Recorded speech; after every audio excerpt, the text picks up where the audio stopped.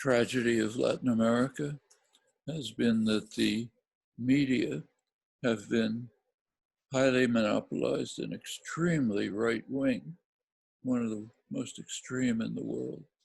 Very hard to get any, there's very limited independent media. It's shocking. I mean, but now let's turn to social media. Take the United States. It's an interesting case. The United States is a very free society by comparative standards. But it's also, to an unusual extent, a business-run society for all sorts of historical reasons. Now, that's why you don't have healthcare in the United States. It's about the only country in the world that doesn't have some kind of universal healthcare. The business power is so strong that they've been able to block it. That's why you have very limited welfare systems. Very rich country, enormous advantages, but very backward in social policy, even in simple things like health. Same in media. The United States is one of the few developed countries that doesn't have public media. Nothing like the BBC or its counterpart, Deutsche Welle, or the French national radio and television. Nothing like that. Almost every country has it. The United States doesn't, because business power was so strong that they blocked it. You only have corporate media. Okay, they have the New York Times is a very good newspaper. First thing I read in the morning, best newspaper in the world, but very restricted in its framework.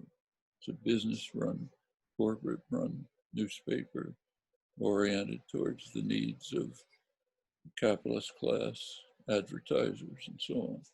So very excellent reporters, lots of information, but shaped and structured in ways that reflect private power.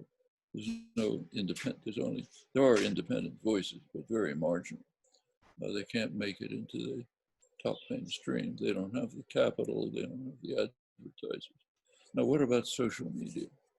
Well, they've had a mixed effect.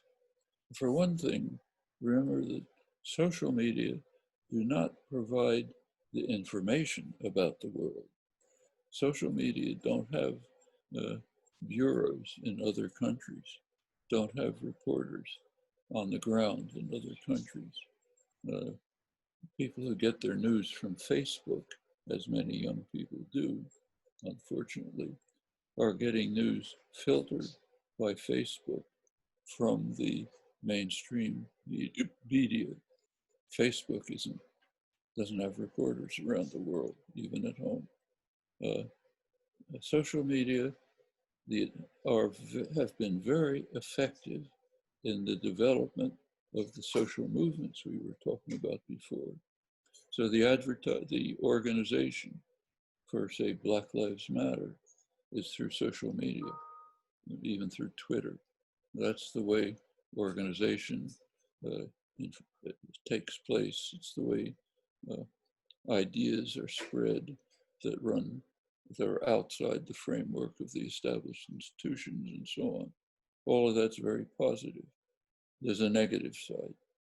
Social media have tended to, amazingly, to isolate people.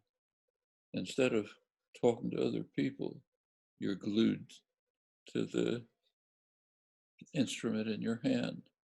Now you can go into say a McDonald's restaurant in the United States and take a look at teenagers sitting around the table having a hamburger. There are two conversations going on. One conversation is among the kids at the table. The other one is the private one that they're having through their iPhone with somebody they think is a friend who they've never met and never will meet, and maybe a fake person. Things like this are happening all over. Furthermore, the social media are tending strongly to drive people into bubbles. It's kind of natural. You go to pick up the things that you're interested in, where the people say the same things you do, but they have the same opinions. You can mutually reinforce each other. It ends up being a bubble isolated from other opinions, attitudes, parts of the world, parts of society. It's also a form of atomization. And it's ended up with a dual character. It's effective for organization and activism. On the other hand, it also undermines it. The story about fake news is just a reflection of the proto-fascist tendencies of the extreme right-wing elements that have taken power. So fake news is just Donald Trump's news for anything that happens that he doesn't like. Okay, that's fake news. It's not an existing phenomenon. News is no more fake than it ever was. This is just a technique of a aspiring dictator to take power. It's kind of similar to purging the executive office of the government. Trump has thrown out of the executive department everyone except fawning sycophants who shine his shoes. That's a step towards dictatorship, like what happens in poor third world neo-colonies. And the fake news is just another aspect. Don't believe anything you see, just believe me. Okay.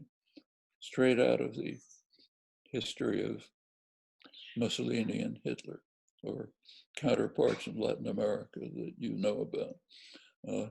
Everything else is fake. Anything independent of me is a fake.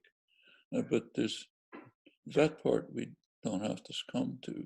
But the effect of social media is pretty serious. It even has, by now there's been studies of psychological effects, especially on young people, of depression, isolation, and so on.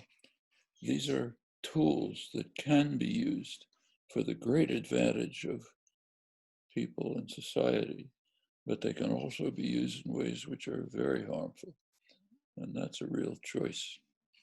I mean, there are universities in the United States, literally, where on the sidewalk, the place where you walk from one place to another, the university has put in plaques that in the sidewalk that say, look up, meaning don't just look into the iPhone that's in your hand. Look up, see other people, see the trees, you know. It's literally gotten to that.